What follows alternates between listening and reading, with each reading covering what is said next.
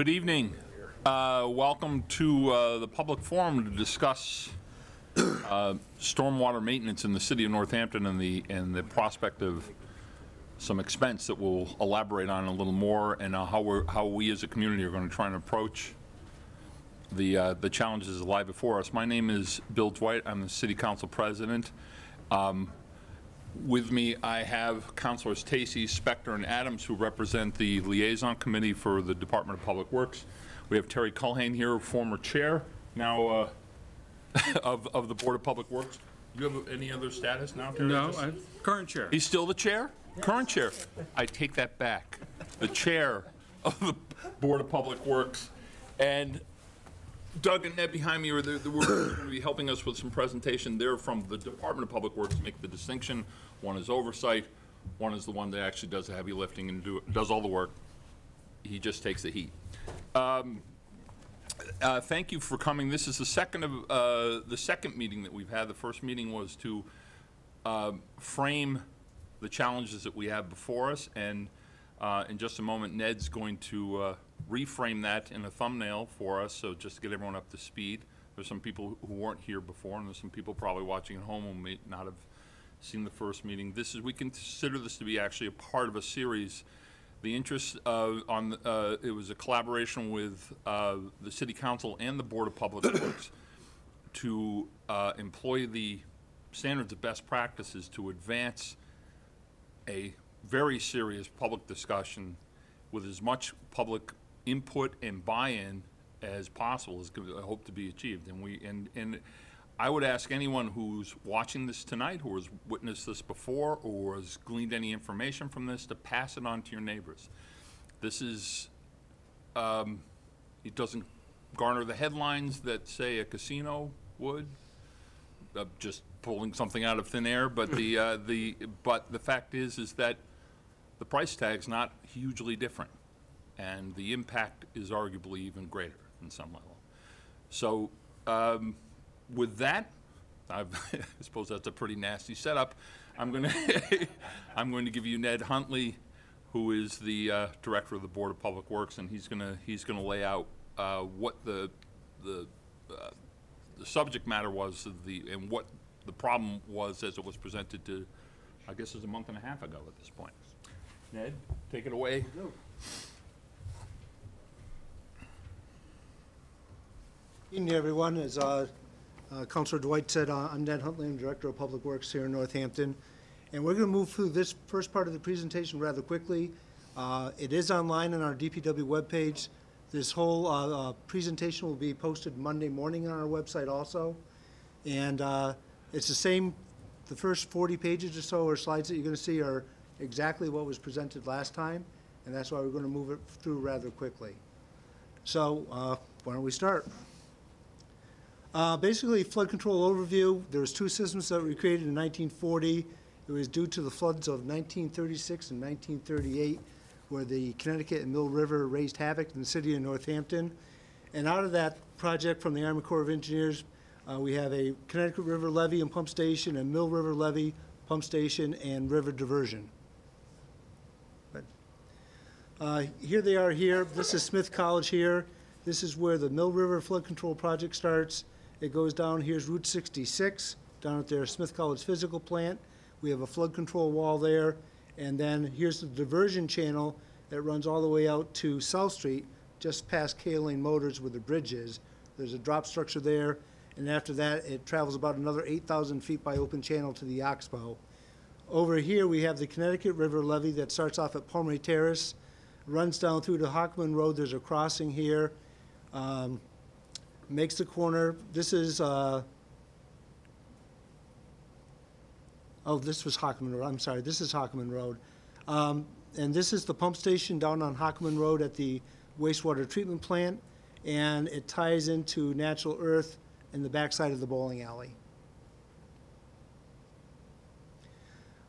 If we didn't have the flood system in place and the river rose to 127, you can see the area in blue here that would be flooded if we did not have this system in place, which is quite a bit of downtown.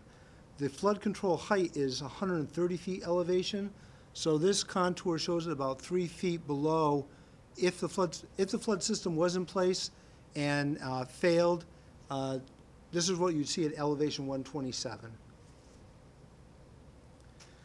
According to the recent assessor values, if that area to elevation 127 did flood, there would be about $200 million in assessor's value affected, total building value, $54 million affected, and about 189 acres of downtown underwater.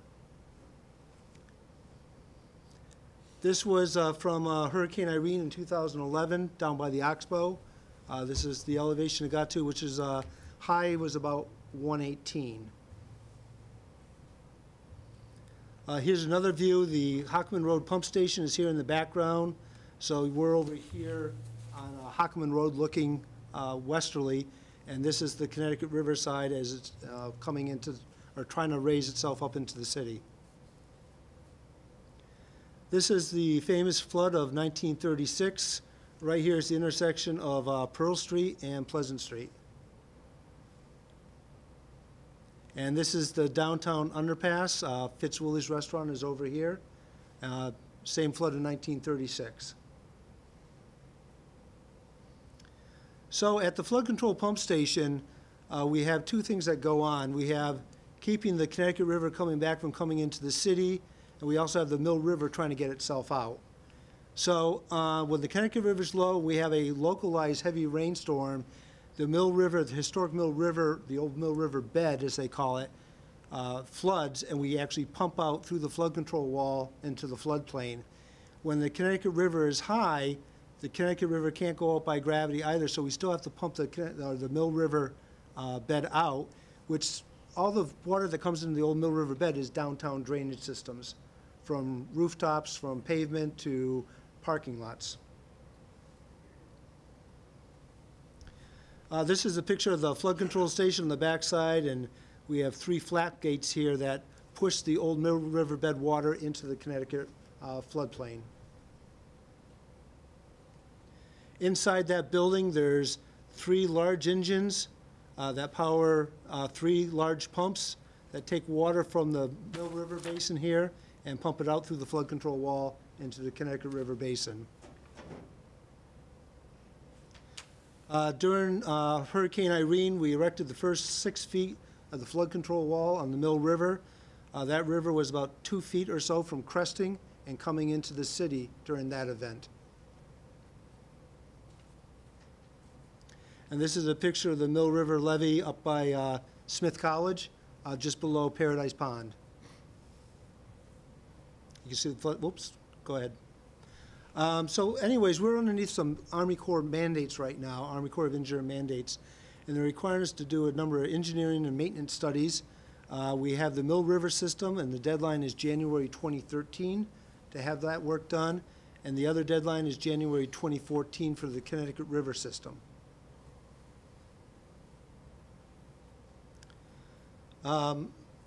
We believe our estimated cost to do this work is about $1.2 million for the engineering and maintenance construction. We don't know what the engineering reports are going to come out with for repairs to be done or deficiencies to be corrected. And the estimated mandates at the pump station, which really focus around by the old Mill River bed and cleaning the bar rack system, is estimated to be about $1 million. And like I said, these are things that are currently mandated by the Army Corps of Engineers. With that, we also have our stormwater infrastructure system, which is catch basins, stormwater pipes, outfalls, or areas that discharge stormwater into waterways of the city. Most of the system is quite old, 100 years in many areas.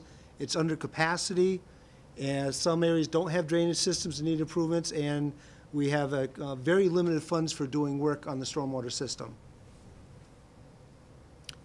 Gene? Yeah, just, in the essence of speed here, would you go over those numbers one more time on the flood control mandate? Sure. Right here. Here you go. Because it's important, and we'll bring that into play later. So what would you like to know about those numbers? Just what you just said again, one more time. Okay.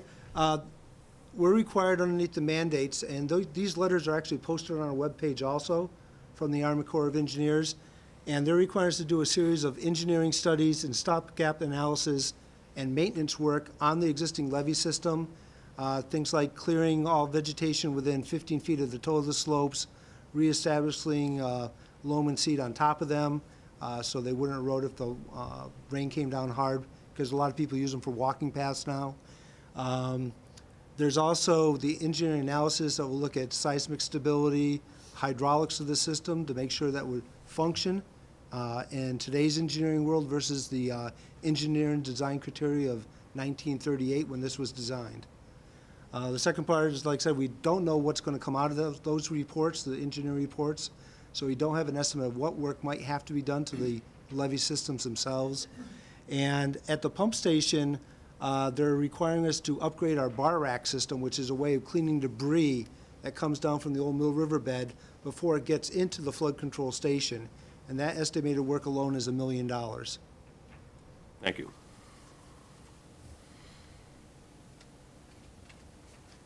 So just an overview picture of Northampton. Connecticut River flows along the western boundaries of it.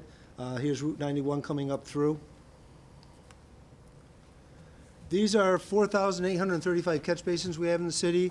They do include what's on the interstate system that we are not responsible for, but it shows the magnitude of the number of systems that are in a city that bring water to the low points and to flood control of the Connecticut River, the Old Mill River bed. We have, as the slide says, 114 miles of pipe, 190 culverts, and drainage channels throughout the city also that we maintain. And we have 326 drain outfalls. This is where all the water is collected to and discharges into a wetland, a river, a waterway, or another low-lying area. This was downtown Northampton during a storm event. Drain manhole surging right downtown due to undercapacity. Historic North Street flooding when we have certain heavy rain events. This historically happens because of undercapacity pipes in the area. This was Hatfield Street drainage that collapsed during a heavy rain event. This is just down from Bridge Road. Note that there's a buried gas line here that got exposed as part of that project also. In 2004, we had a collapse of a 100-plus-year-old stone culvert system that goes under Prospect Street down by Lawn Avenue. And that was a $29,000 emergency repair back then. This was an undersized water pipe or drainage pipe up on Florence Street coming down the hill from the school. And when it failed, it took out a good part of the street. And this was a recent event this past year. Rick's Motors is down here. This is the corner of Milton, Riverside, and Elm Street, down below the hospital. We have historic flooding problems down there in Nutting Avenue. This is the backyards in Austin Circle, where we've had some flooding problems down there in the past number of years. And these are some other mandates that we're coming up against besides the Army Corps of Engineers mandates. We have EPA mandates for a stormwater permit. They regulate our stormwater discharges, and we have a new permit coming out, a new 5-year permit, that's going to dramatically increase costs for the city. Just the increase for operation and maintenance for permit compliance is $500,000+ a year. And the permit is expected to come out almost any day now. We haven't seen it yet. We've been operating under a previous 5-year permit that we basically went through with spending as little money as we could for compliance. We met compliance, but this new mandate now is even more extreme as far as what we have to do. One of our mandates is more catch basin cleaning than we typically do. We try to service a number of catch basins every year, especially the ones we know that are full. We expect that it's going to increase our workload dramatically by taking on more required catch basins under this mandate. This is a picture of a Vector truck. Just this truck alone was a $285,000 purchase by the city. It also works in our sewer lines also, besides the storm drain system. Street sweeper we use for sweeping the city streets. They're going to require us that we sweep twice a year instead of once a year like we do now. Each sweeper is about $150,000 to purchase. Currently, it takes us about 3 months working pretty much full-time around the clock to sweep the city the first time in the springtime. This is another mandate. This is an outfall coming out. We're required to sample 25% of these 326 outfalls each year for basically fecal coliform and probably a few other parameters, nitrogen, that's going to be required every year, 25%.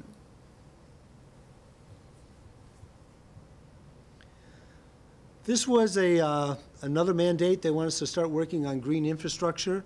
This was a project we did last year on Con Street in front of the Gazette. We created a green retrofit on it as a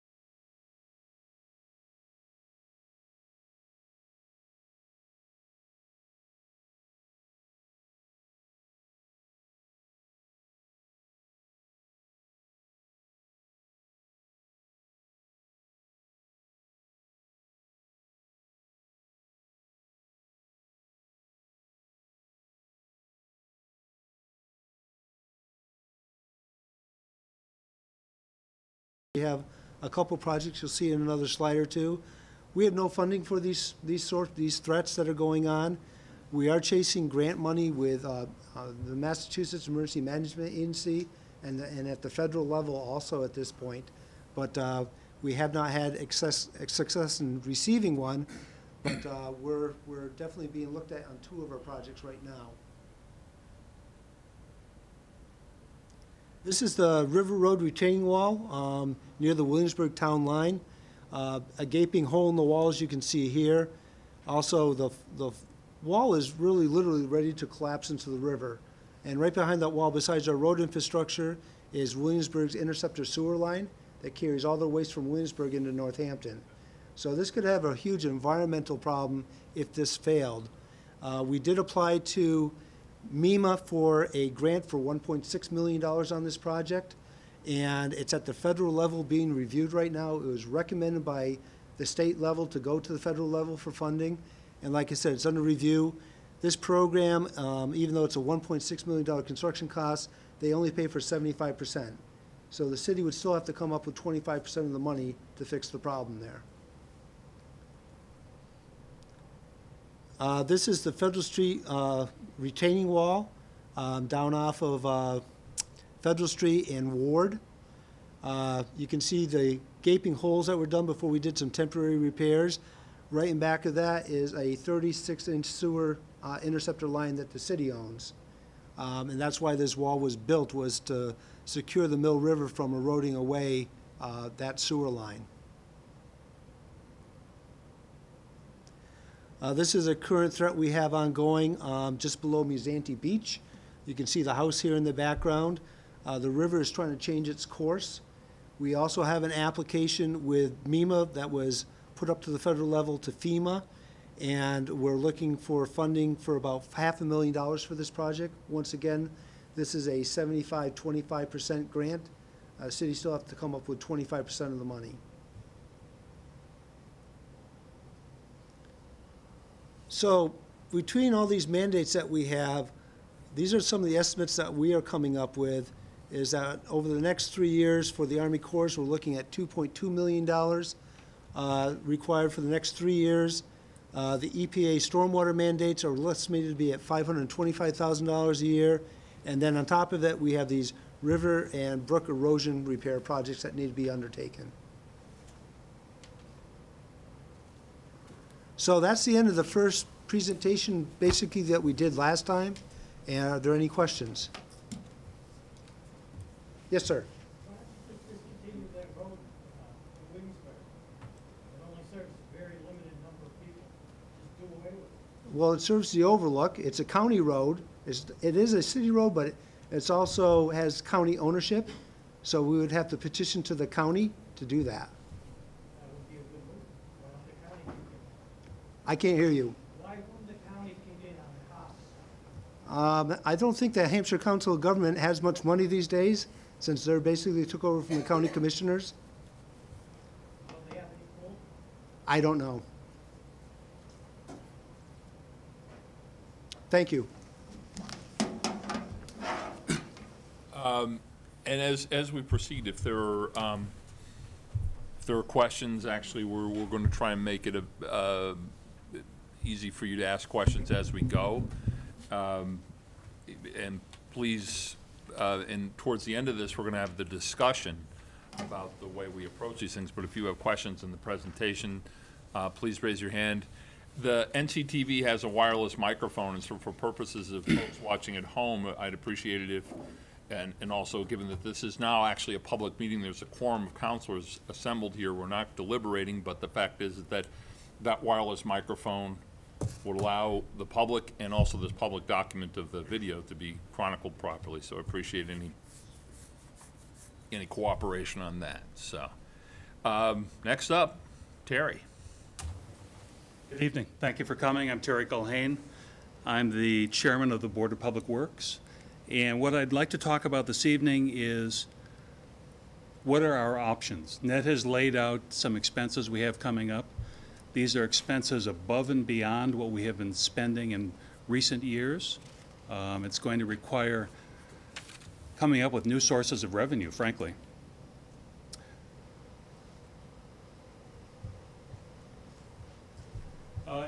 At our meeting last time, we laid out, I know this is difficult or impossible to read back there, but just broadly speaking, we've laid out funding expectations for first 2012. This column is what did we spend last year? And the answer is $400,000. FY13, the year we're in right this moment, we may spend about $1.2 million. It really depends on that stormwater permit. If that discharge permit comes in the next 2 or 3 months, we'll have to begin spending money during this fiscal year to meet those requirements. And the Army Corps of Engineers are expecting us to do some work this year. Again, we need to come up with that money. By FY14, FY15, all of these expenses we believe will probably have kicked in entirely. And at that point, we're looking at annual expenses which will have risen from $400,000 annually to $1.6 million annually. So the question is, how do we come up with the difference, that extra $1 million plus above and beyond what we're spending these days? Can I just set this down now?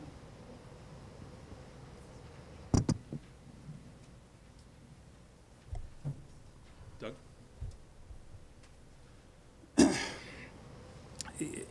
At a basic level, it's pretty simple. We can use the general fund, which is our current funding method.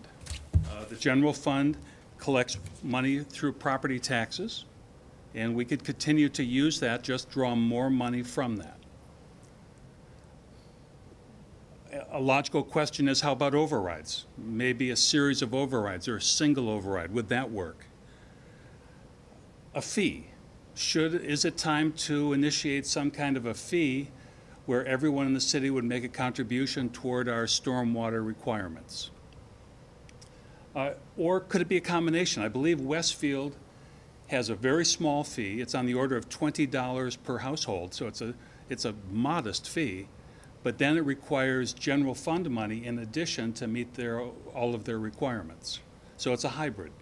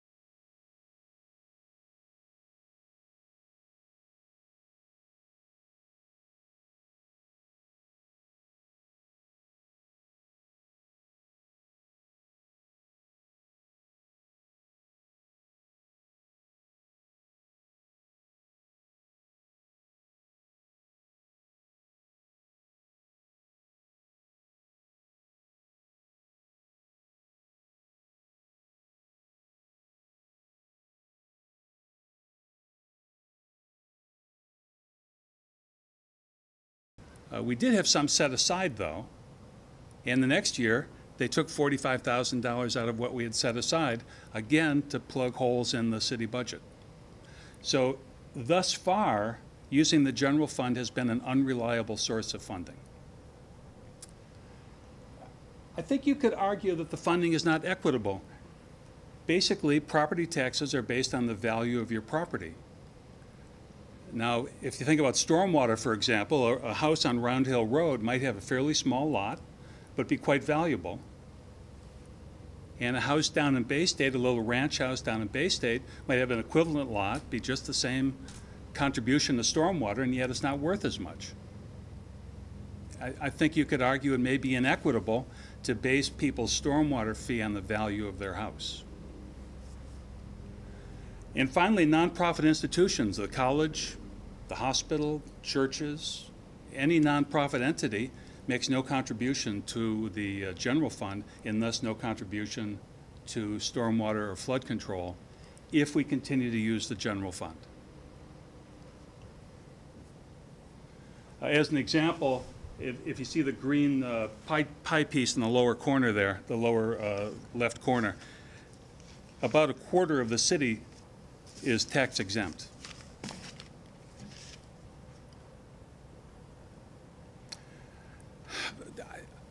I personally feel that using the override to fund this would be problematic. The issue is, for example, if you think about the police station, in a sense, we took out a mortgage to build the building. There's a very predictable expense stream.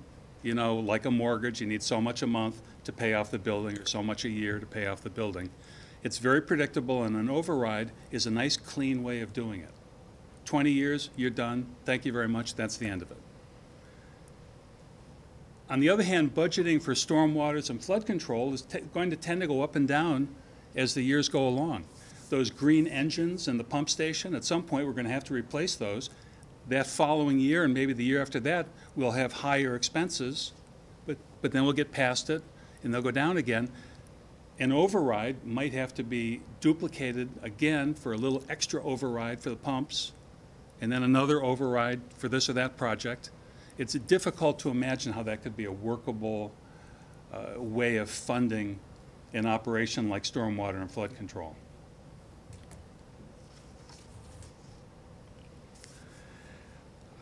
I don't think I'm giving anything away to tell you that this is what I think we ought to consider would be a fee. It would create a dedicated, stable source of revenue for working on these issues. We'd have to, of course, determine a fee structure. Tax-exempt properties would contribute, just as they contribute to the cost of water, the cost of the sewer.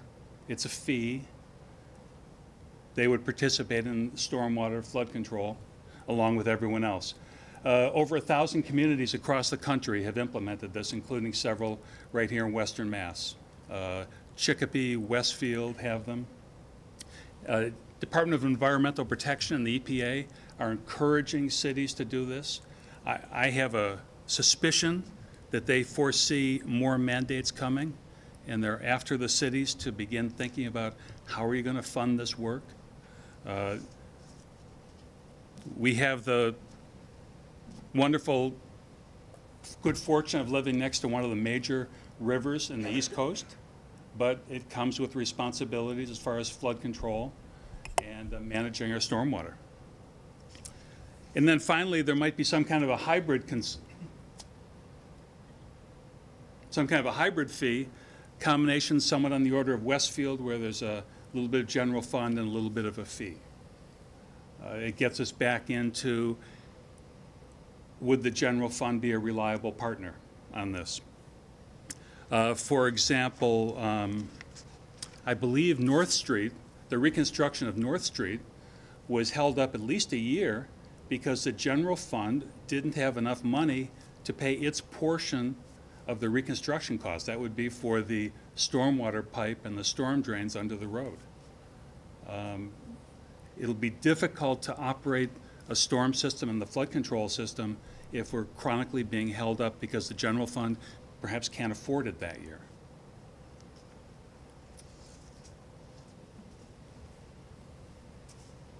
Questions so far? Your list of sources there, I didn't see anything about federal grants, state grants. Do we have a grant writer in the city? Like we've just hired an economic development person for 50 or 60,000 bucks a year. Seems like we ought to be thinking about how do we get federal money into this program. The impression I have is that there's virtually no money. It's not that we're missing the opportunities.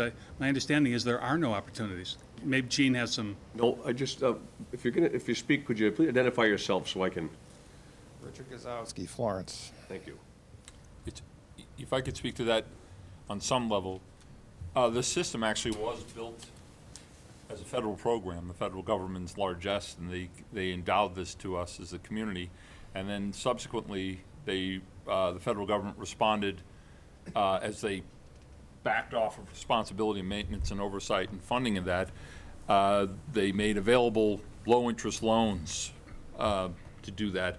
But as the federal government and the state government are now trending to the point where they're more or less abdicating their responsibility on these systems and then putting it back on the communities. So there are, I would imagine there's some grants. And I also imagine that it's a very shallow pool, not to use a pun here in some respect, but the fact that there are going to be a lot of competing interests into the same pools, and it's not a guarantee or an assurance. That doesn't mean to discourage anyone to continue to apply for the grants, but to rely on the grants, I think, would be a pretty weak read. And Paul, go. Just to add to what Bill is saying, if you look at what's happening now on the federal budget level, what is predicted is there's actually going to be less money, and the city, in a variety of ways, is probably going to get less money. In the last 10 years, the grants for those kind of things have been drying up, and as Bill was saying, it used to be the federal government was a partner in this. So again, it would be great if it reemerged, but I don't think we can count on that. As a matter of fact, I think as a city, we're probably looking, as Gene talks about a lot, we're probably looking at multiple ways, not just around this, but that federal and state money is going to get less, not more. And I think we need to be prepared for that. Councilor Labarge had a question, I think, too. So. Councilor Labarge had a question. Marion, you want to wait for the microphone there? We can get you. Marion, can we get you the microphone? So that. Thank you. Marion, can I just add one more thing to his question? Sure. One thing I would add, Dick, is that typically grants are for undertaking a new initiative. They're usually seed money to encourage a community or an entity to do something new, something that the government, for example, is trying to get them to do. We're not talking about that here. The Army Corps of Engineers is not asking us to spiff up the system. They're simply asking us to maintain it. The EPA and the DEP are not asking us to extend our storm drains. They're not even asking us to, frankly, fix the lake that forms across from Dunkin' Donuts at every big rainstorm. Again, they're just asking us to clean the drains, sweep the streets so all the trash in the gutters don't go down the storm drains and off into the rivers. It's maintenance that they're asking for. They're looking to the city to just keep things going, maintain it properly, keep everything in working order. And typically you don't get a grant for vacuuming out the storm drains on a regular basis. That's not typically what you would get grant money for. That's if, let's say a manhole collapses. That's a capital expense.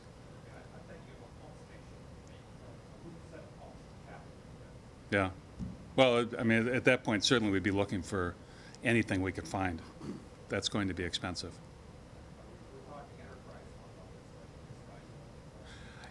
Personally, I think that's something worth exploring.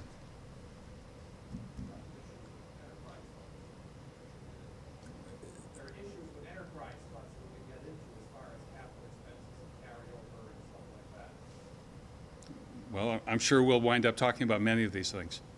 That's a point of fact, actually, the purpose of this conversation. And so, and you're absolutely right. You're absolutely right. This is, the purpose of these meetings and these forums is not to have everyone caught by surprise, and giving people the opportunity to challenge options and then also recommend other options too. I mean, we're all just sort of, we're literally casting around for answers. So, Councilor Labarge. Thank you, and I'm hoping that we really don't rush the hearings. You keep talking about, well, tonight I'm hearing about the overrides, and it's not going to go. I can tell you that right now, especially for my ward, that's not going to fly. I have great concerns about hearing about Westfield because I brought it up at the first meeting, and I've done a tremendous amount of research and talked with people that I know from Westfield. When you're looking quarterly at $5, okay, per quarter, you're not going to hear too much screaming and hollering. But when you're talking about possibly $60 or $64 or whatever, there could be some problems here. I think we need to look about people coming out of what our economy has been like. And you yourself as chair, you have seen where I've brought in a resident.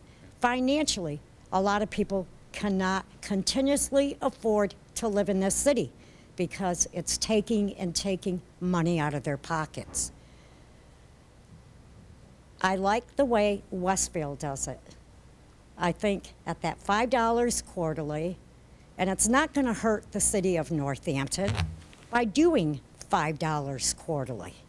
My question to you as the chair, maybe you could help me out with this, is is the price going to go up yearly? Is this going to be a set fee at whatever, or are you going to come back and say, well, we're going to go and increase it again?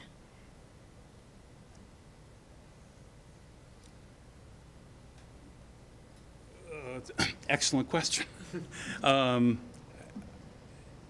If we have to undertake one of the big projects like dealing with the pumps, I would think, yes, the fee would have to go up for a while.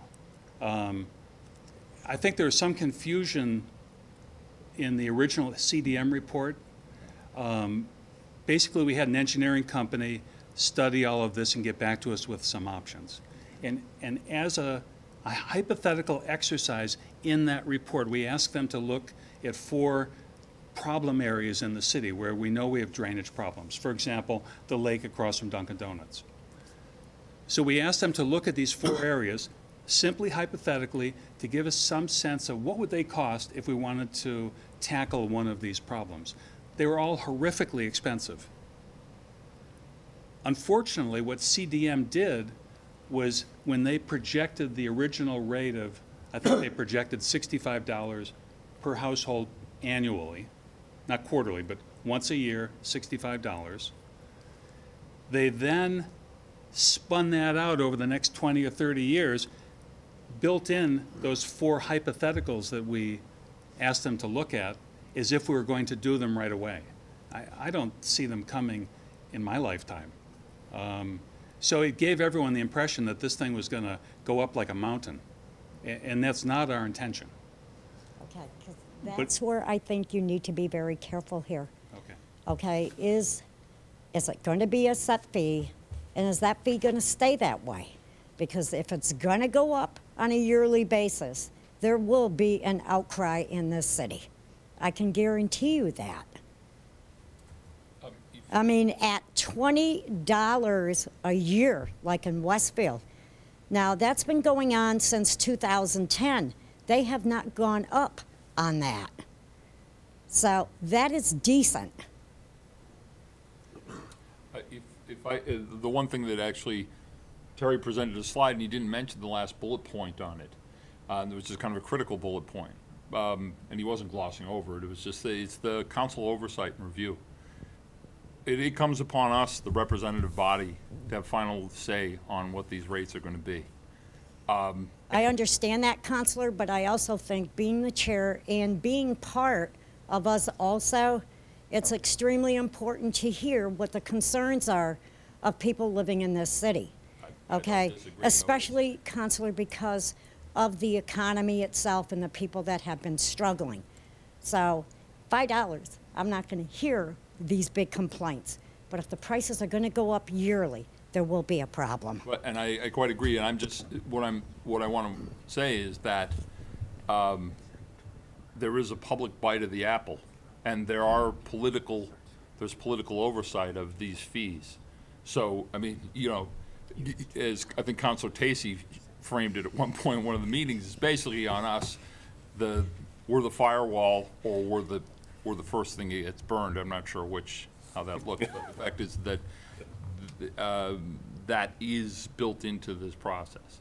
I also know Westfield, and I didn't bring all my paperwork with me, but they did talk about, and which we did hear just recently from one of the residents here tonight, about grants and so forth. And they did look at grants. So the next meeting we have, I will bring in the information that I have and what they have done and what they've looked at. Thank you. All right, thank you. In the back there. Hi, Bob Kolakowski up in Florence.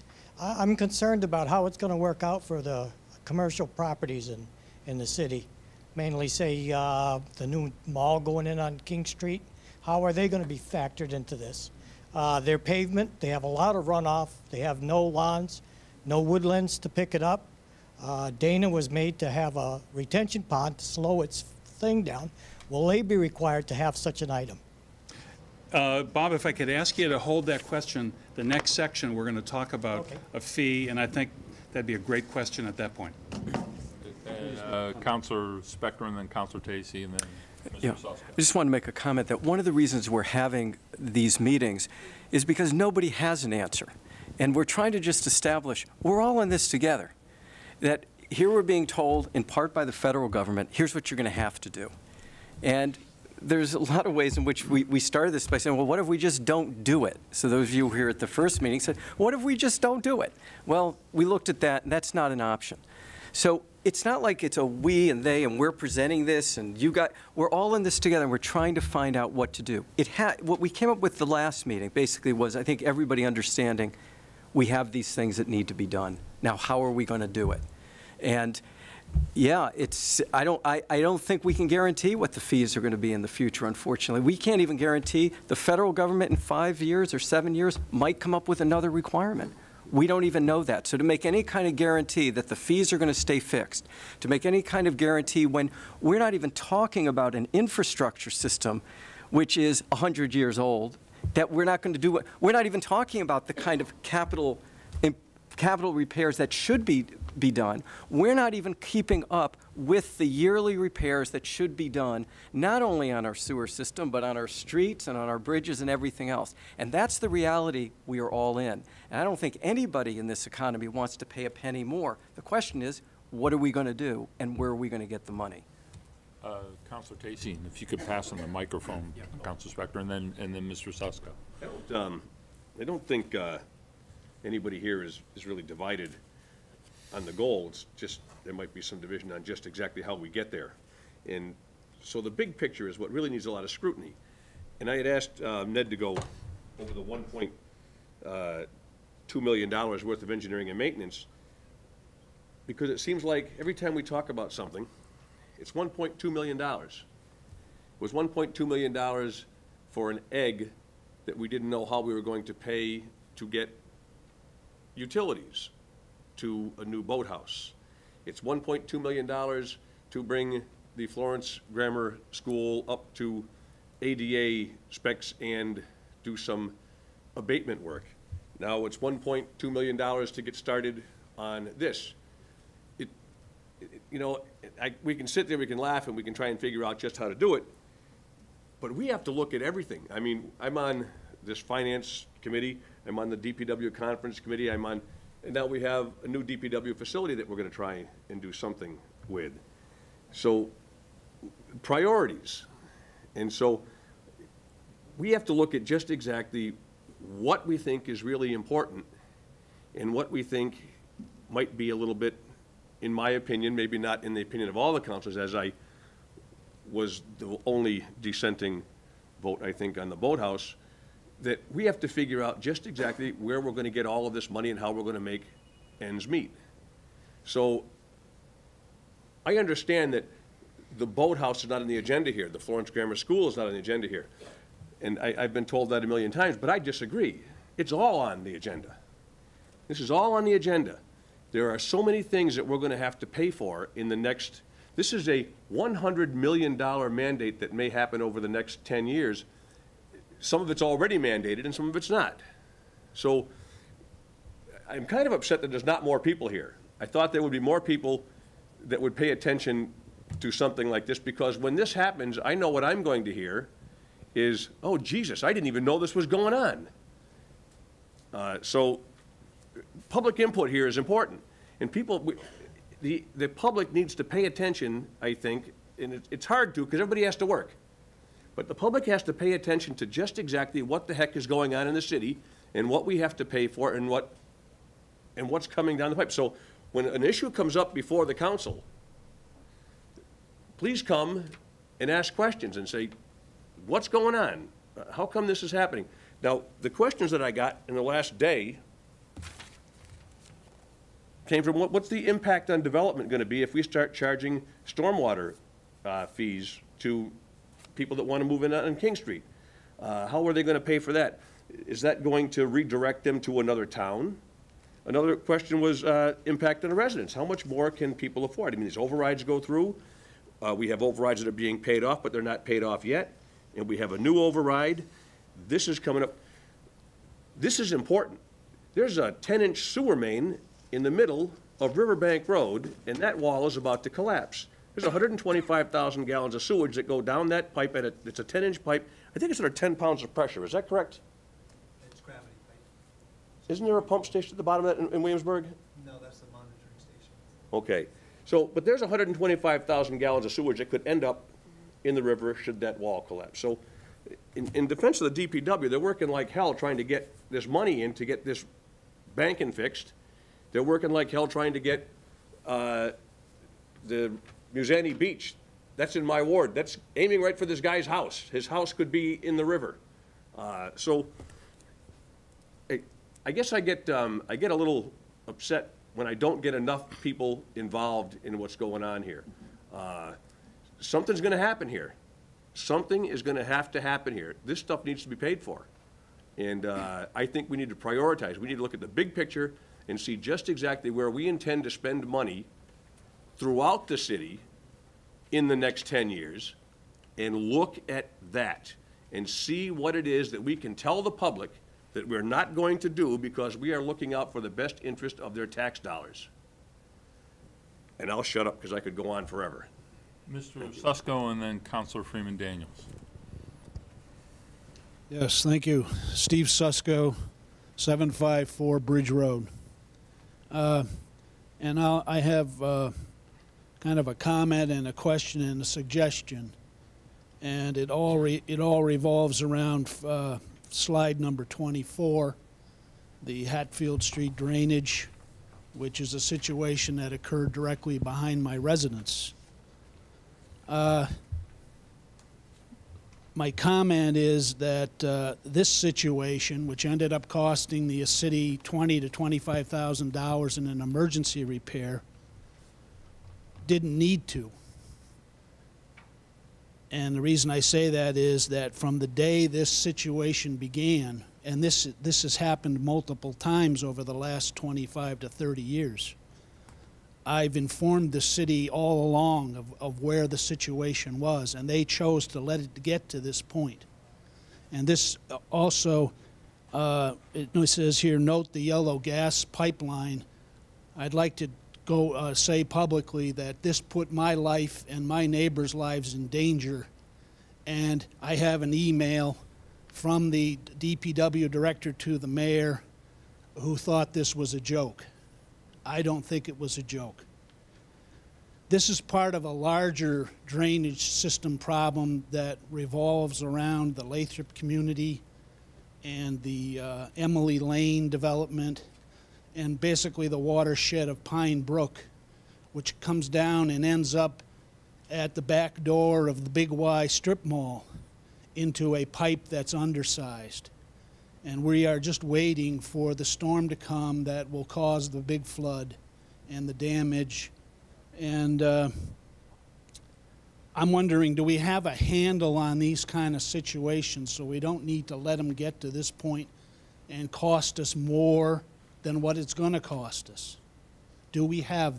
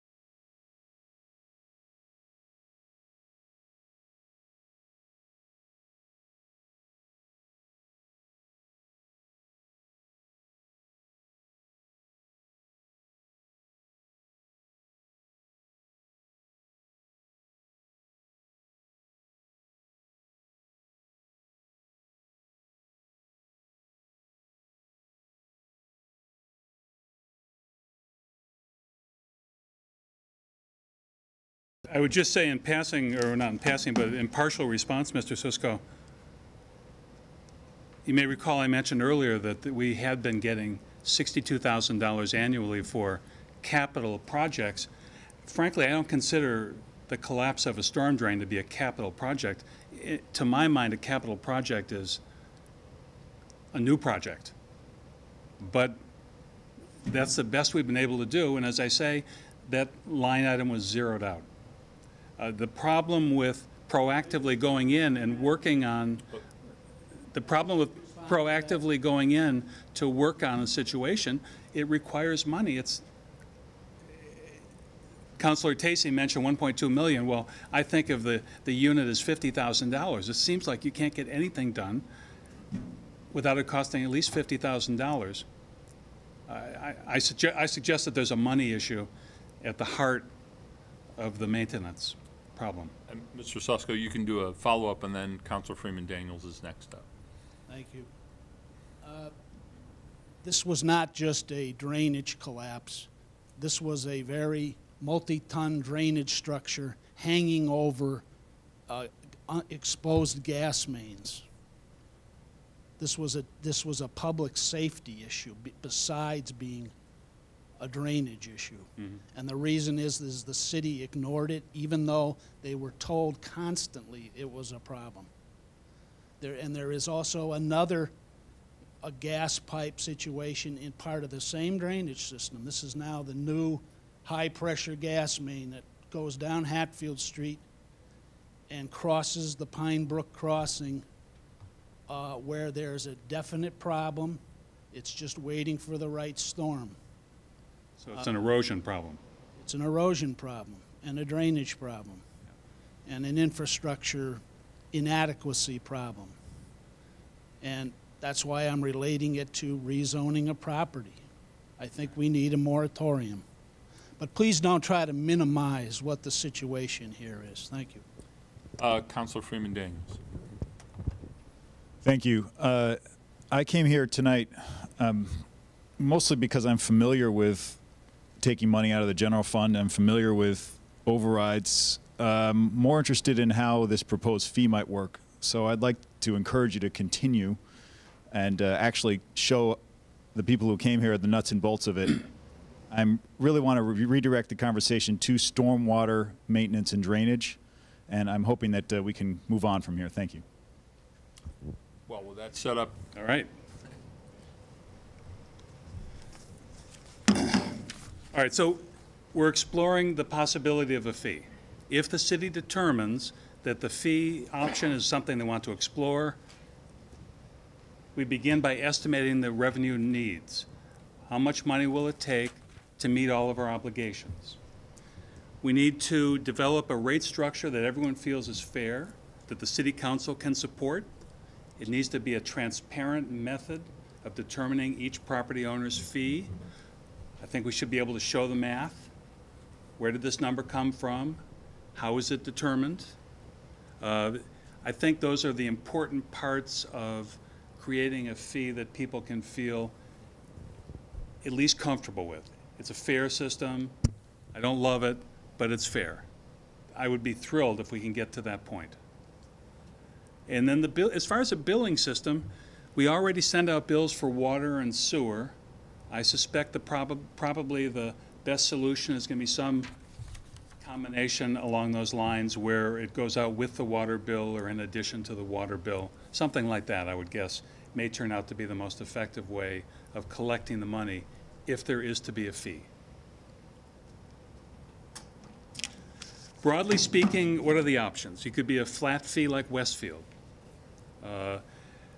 Never mind the details, it may not be important. Westfield does a quarterly billing, $5, $5, $5. Could be an annual billing. But flat fee is one way to do it. If we were to base the fee on property value, that's a little bit like what we have now. More expensive properties would pay more, regardless of whether they had larger land areas or their property made higher contributions to stormwater runoff. I think there's some real drawbacks to basing the fee on property value. Could be based on gross square footage. I think at that point we're getting closer to something that's reasonably equitable. It's not perfect though. If it were based on square footage, a mall up on King Street and a little truck farm out in the western part of the city would theoretically pay the same fee. And yet that mall up on King Street is certainly contributing much more to stormwater runoff and is a larger contributor to the sizing of our drainage pipes, the problem of undersized pipes.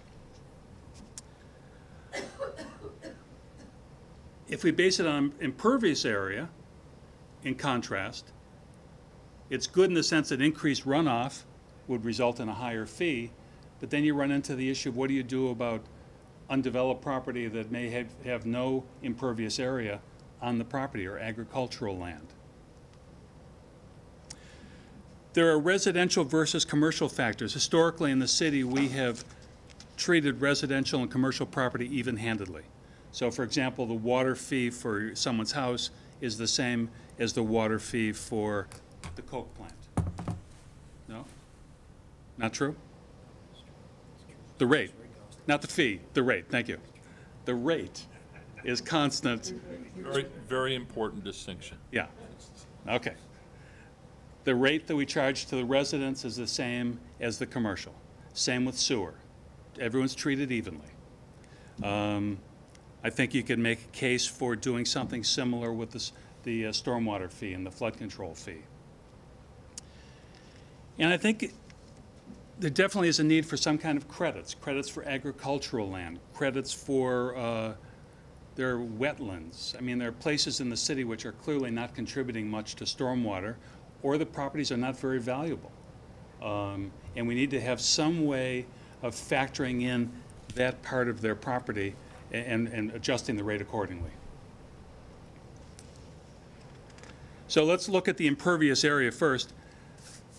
The idea is it'd be easy to look at a property up on King Street. Got huge flat roofs, lots of paved parking. Some of the properties up there are almost 100% impervious area. In theory, they would pay the highest rates. So the cost allocation is based on the contribution to runoff. Undeveloped property in a pure impervious area calculation might not get any bill.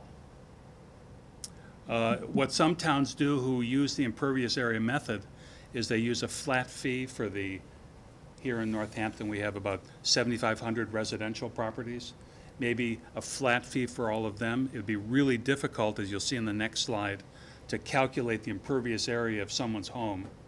You wouldn't want to go down that road where people are saying, well, wait, my driveway is gravel. You can't charge for the driveway, and your neighbor is asphalt, you should charge. I don't think we want to go down the road of trying to apply impervious area to residential properties. So some towns do a flat fee for residential, and they actually make the calculations for larger properties. The CDM report that we spoke of earlier, the Board of Public Works and the department hired an engineering company to look at all of these issues. They thought that this method might be the best way to go. Next slide.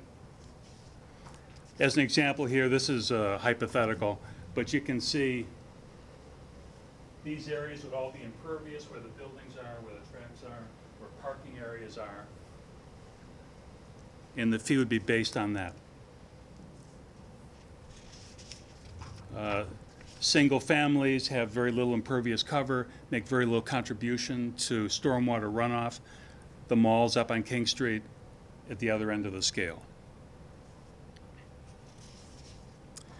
What we suspect may be most equitable is a combination of impervious area and total property size. This way, all property owners would contribute. The calculation will take into account both the impervious area in the larger properties and gross property size in all properties. Certainly may require more education to explain this to everybody. It's more complicated, but I think if we show the math, if it's transparent, I think it's something that people can become comfortable with.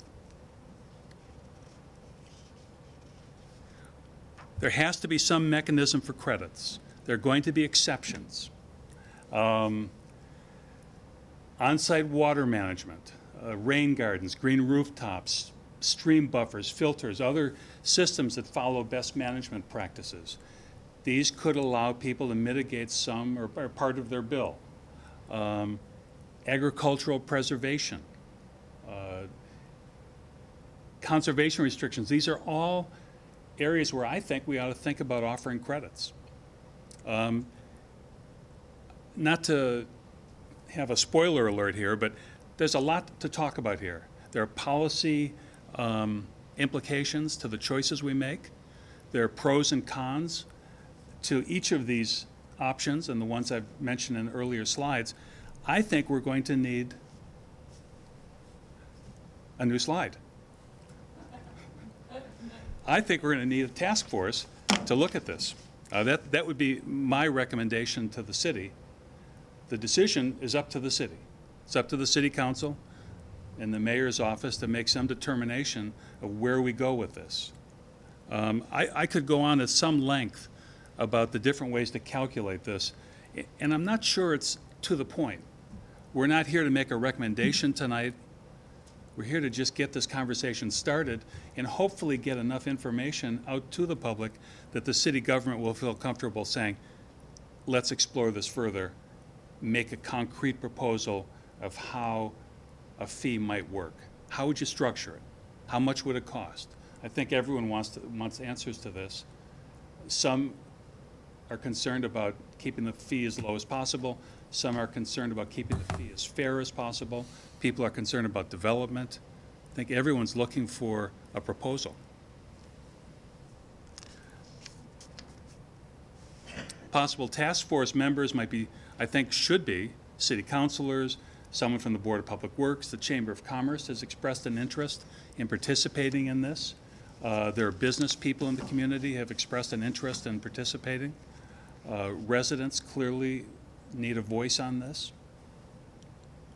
I should emphasize that whatever this working group or task force comes up with still has to go through a complete public process. The city council would have to vote on it. It's not a done deal just because someone has made a proposal. This has to certainly work for the city council. I'm sure the mayor is going to have some thoughts on it, and the residents are going to have thoughts on it. That's just a brief discussion of some of the factors around a fee. As I mentioned earlier, it's been done in over 1,000 communities, including several here in Western Mass. It seems to work well.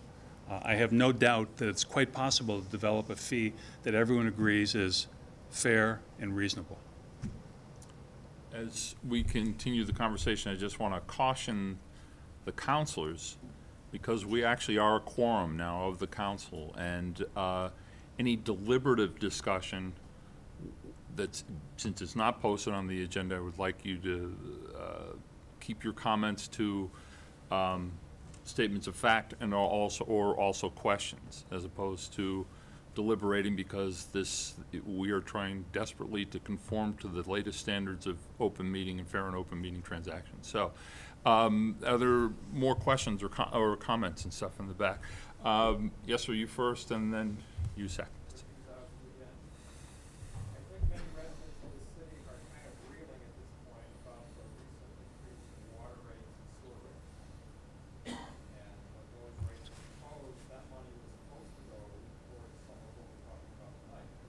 Is that so? Never. And at no point. But you're saying that the water fee was supposed to go for stormwater?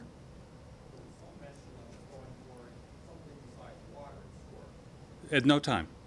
Not only did we never talk about using water or sewer money for stormwater, we're actually under strict legal requirements to keep them separate. Well, that's related to water. Totally. It's a self-contained system. It's totally water.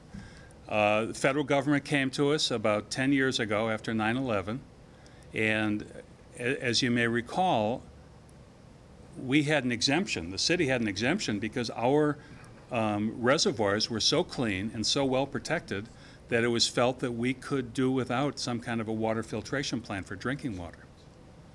After 9/11, the EPA had a change of heart. They just felt it made no sense to leave a community, to some extent, unprotected from acts of sabotage or whatever, and that they felt they had to lean on all communities to put in some kind of a water filtration plant to protect their water supply. We didn't have much choice in the matter. We built a $26 million water filtration plant, and it's raised havoc with the rates. Most of it. Now, on the question of enterprise funds, which is what this is coming up to, enterprise funds in this city are kind of hard to find out about. I mean, there's no real budget that you can find without really digging and digging and digging. And I was just driving around today, and I guess I happened to see the new $185,000 vacuum cleaner truck for storm basins. Now, how did that money get, that's a capital expense, isn't it? That truck has a lifetime.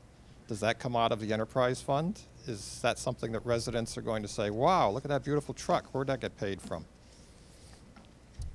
Is that the kind of financing that's going to go into this plan here? Are we going to be collecting more money than we immediately need? Are we going to bond for, let's say, the pumps and then pay them off over 10 years or 20 years? Are we going to bond for some of these other things and pay them off so we know what the yearly cost is going to be? Or are we going to take everything hit or miss? We're collecting this much money because we may have $100,000 this year, and then next year we're going to have a surplus, and you know, you're never going to go up and down with the rates. The rates are always going to stay the same. You can never drop rates once you set them. You can, but you won't.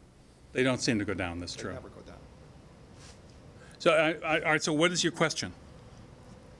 I'm thinking we need to have a breakdown here. We've been hearing some things about known expenses. We're going to spend so many $1 million on this. We're going to spend so many $1 million on that.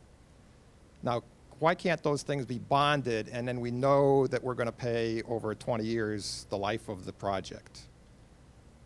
Instead of going ahead and saying, you know, we got to do it all in 5 years. We got to collect it.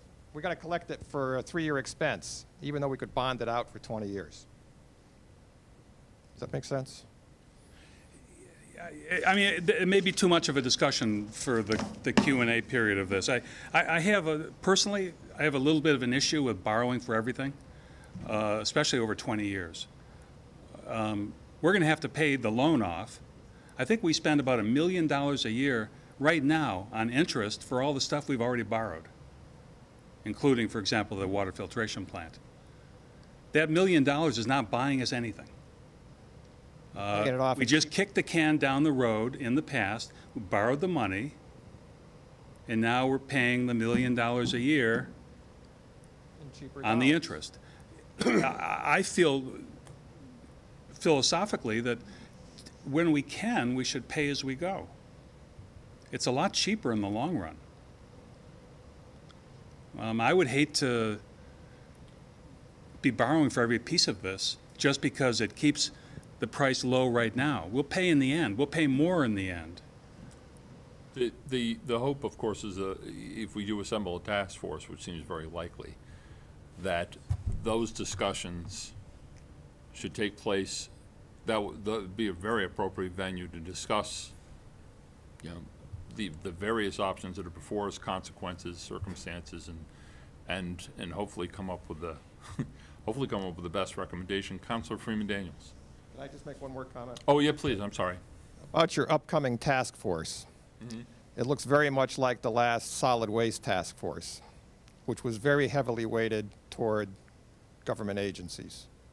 City councilors should not be on the task force.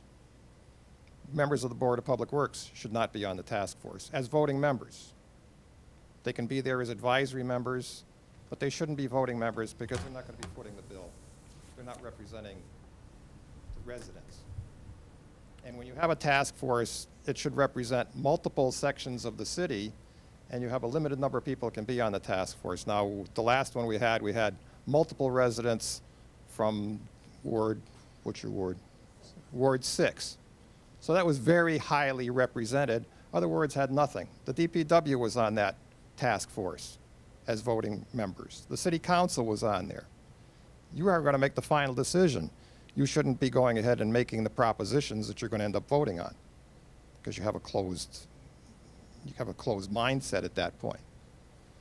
So I just would like to make that recommendation that it's, you know, Board of Public Works, advisory. Okay, city councilors, advisory.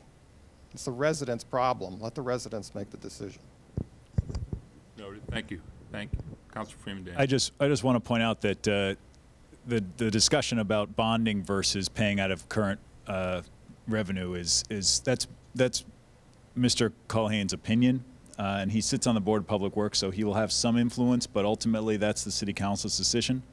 And there are other people on the council I know, because I am one who disagree with that perspective, that I think a lot of capital needs should be addressed through bonding since the cost is very good, in my opinion. So we have a difference of opinion, and I don't think that the fee will should be assessed given someone's interest in borrowing or someone's distaste for it. I think what's more important is like you said, the level of and the expectation of the fee and the revenue sources and the costs of a repair and replace and maintenance. And I just want to point out, I don't like, and I don't think many people would like bonding for maintenance and regular repair and expenses such as that. I think.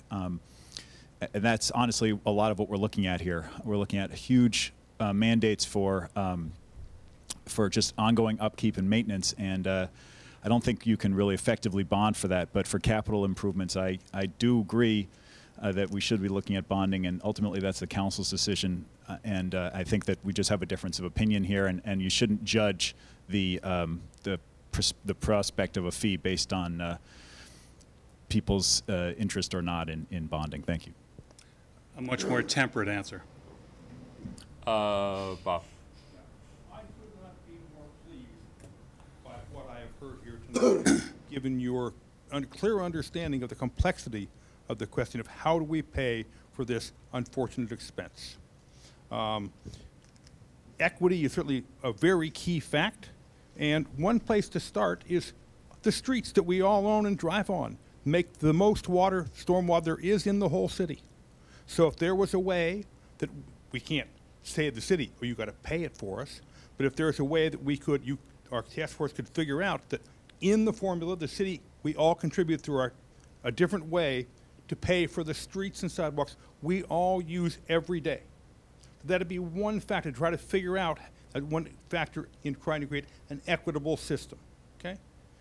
I think it's also tough to think about residences. If you think about your own street, what are the number of units have to do with impervious surface?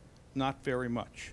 So we need a somewhat nuanced approach compared to what the CDM report recommended about how to charge residences for their impervious surface. It should not be simply based on units.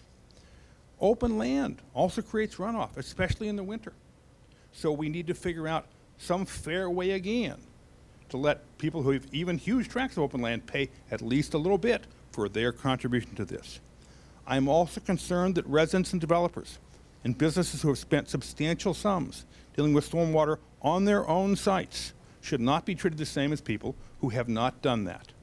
Our DPW has been commendably forward in requiring that any new large projects deal with their own stormwater on site.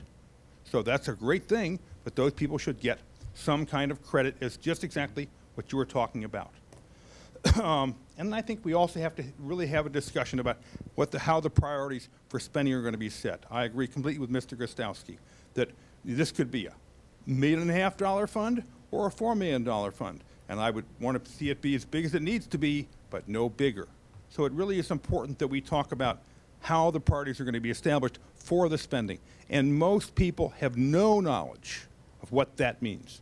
People understand if you're fixing the water pipes, fixing the sewage treatment plant, they understand that's important. But most people don't understand that. So you're right, Terry. There's going to have to be a lot of educational activity that has to happen. I don't think we're in a hurry about this. My best guess is that they're going to be at least a year before the actual regulations are factually in place. That means we have time for our task force, and I salute the composition of that task force. We really want a broad-based, informed group making recommendations to the Board of Public Works and in turn to the City Council. And so if the Economic Development Committee of the Chamber of Commerce can do anything whatsoever to facilitate that process, we'd be happy to help. This is great. Any other comments or questions? Councilor Tate. Without getting into any deliberation, there was a couple of comments about enterprise funds. I communicate as a member of the Finance Committee and the City Council with the Department of Revenue on a regular basis. They dictate policy on direct and indirect costs, expenditures. You really have to toe the line with them. They do a study every year. That includes anything that we assess our property. If we throw this into the mix, the Department of Revenue will actually do ratio studies. They will figure this out. They will not allow the city, direct or indirect. You have to show them that the indirect cost, which they are very, very cautious of, that you don't spend too much on indirect costs out of an enterprise fund. That's illegal. Direct costs are absolutely legal. They're just exactly what it's set for. So if you need a truck, for instance, for this enterprise fund, it's not a direct, it's an indirect cost. You need that. You might utilize it for so much of this, the percentage. They also will have a look at how we're going to collect that money. They're not going to allow us to do anything that they don't think is kosher. So maybe the enterprise fund might be the way to go. We don't know. But this is the sausage that we're making right now. There's as far as the task force goes, I would like to be on that task force, and I'm on the City Council. I have a lot of knowledge in storm drain. I know that storm drain is probably the most expensive utility that you can install. It's also the most expensive to maintain, but and I'm not swayed by any faction at all. It's all about what's in the best interest of the taxpayer. So I'm convinced that there is a little bit of a hurry here. We are under some deadlines to do something, and I don't want to be the one that's just not doing it, and then fines and fees and things happen all the time. And if we apply for something, they say, well, did you do this yet? We say, no, well, then you don't get it. I'm not saying we should rack our people. I'm saying we do have. Yes, we have a little bit of time, but I don't want it to be like possibly solid waste task force, and we kicked this can for years and years and years and years and years, and now here we are a few months before the dump is going to close. We're going to have a future of at meeting, I think, next week. So we are, but that's a different story. But this is important. This is very important, and I do think there is a bit of a deadline. Thank you. The takeaway from this, I think for all of us, is that the time, and we're not done, so you'll get to talk. Is that we have to use our time expeditiously and carefully, of course. And at the same time, I'm hearing very loudly, and have heard very loudly, the transparency is not just a buzzword, it actually is an applied policy. And for purposes of enterprise funds, for any other funding device, that there be clarity and accessibility to the facts and the money. And that is our charge. And if we fail that charge, I counsel you not to vote for us again, I would say. The thing is that we are the representative body voted by the public. To that extent, I take a little issue with suggesting that we have a vested interest that runs, and I think this is to Councilor Tacey's point, that runs counter to the best interests of the community, because that's opposite of our charge. But I do take your point, the more cogent point on that is that we, as councilors, do get a vote anyway, so to have us recommend our own policy does seem like it wouldn't, it's a redundancy that would not necessarily be the best use of the best minds of the community participating in the conversation. And, yes, sir. Yeah, I just want to say that Councilor Labarge and Ned Huntley and everything has worked with the people of Austin Circle and that general area about the drainage. I just wondered whether we'll get credit for being part of the drainage system and be exempt from the fee, since we are the drainage system. Yeah, you're a water retention system. Is that your? Yeah, we are Talk about your silver lining. That's right. Yeah. Oh yeah, yeah. We got a waterway in our. We'll charge that to the task force. And I would like to say that control some of the outfall structure. have a little bit more engineering background than others, and it should be weighted a little bit towards their expertise. Thank you. Councilor Spector. Though I agree that we have some degree of time, I also know the way the council works, just the structure of it. It's not that we drag our feet, but things take quite a while going through committees, months in fact. And I guess my question is, when I would like to see us leave here tonight knowing a date when we will get a task force organized and started. I don't want to leave here going, okay, now we'll have another meeting, which we'll schedule probably not until after Christmas, and then we'll discuss a task force, and then it'll start going. And pretty soon, we'll be into February, March, and the task force will have its first meeting. That's getting late now, and I think we need to, I don't know how soon, but I think we need to come up with a date where we say, we're going to either decide on how the task force is formed, get that task force formed. I'd like to see that as the next step in the timeline. Well, I understand now that the charge of the assembly or the constituency of the task force would be charged with the council. Now, traditionally, this is under the new charter, by the way. We're still a little green as we weigh into our new responsibilities as a really distinct, separate body from the executive and the mayor's office. So I think it's appropriate to consult with the mayor's office and then work on assembling a task force, figuring out who will be part of that task force.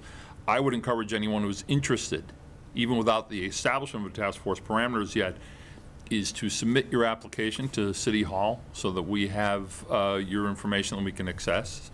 And if you have anyone that you think should be serving on this, please encourage them to fill out an application to City Hall, and also you can find out more information about that at the website as well. And so just there is a standard application, and you can use that application and just put the task force on there. Not everybody looks at the website. I want people to realize that. Just looking at the makeup of this audience tonight, you see how many people knew about this meeting. Yeah. I mean, I only found out about it by accident. There was nothing in the Well, paper, and I don't go searching the website. And I'm supposed to be on the committees that are on the mailing list to get my email sent to me about things like this.